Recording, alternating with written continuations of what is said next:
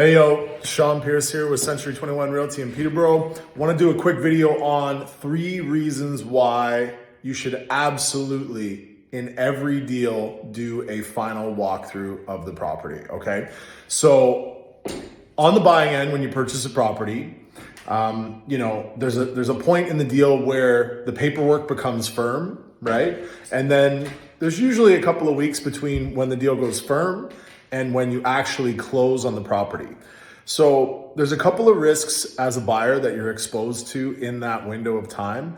And as I mentioned, here's the 3 reasons why you should always do a final walkthrough on the property, usually within about 48 hours of closing. So number 1, tenancy.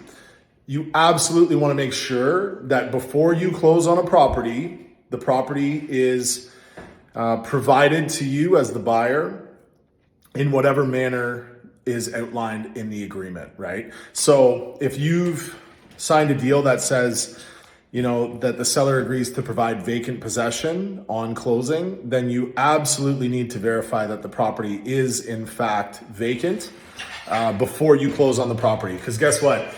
If you close on a property, the lawyers close the deal, and you arrive there to move in and there's tenants in there, you may have just gotten yourself some tenants, right? So why not protect yourself by walking through the property the day before closing and verifying that the sellers and or the tenants have in fact moved out, okay? So right here, I'm actually doing a final walkthrough right now. Guess what?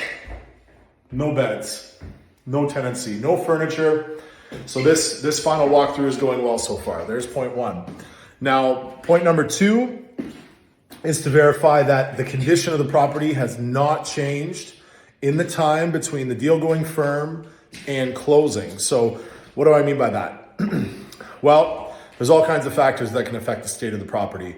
Water, fire, earth, earth, wind, and fire, natural elements, you need to make sure that the property is in the same condition as it was on the day when the deal went firm. Because let's say the basement floods, could be tens and thousands of dollars in damage. Let's say, the roof starts leaking, could be fives and tens of thousands of dollars in damage, right?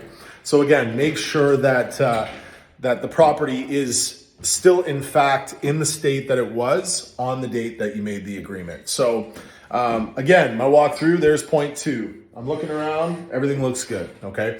And point 3, this one's a fun one.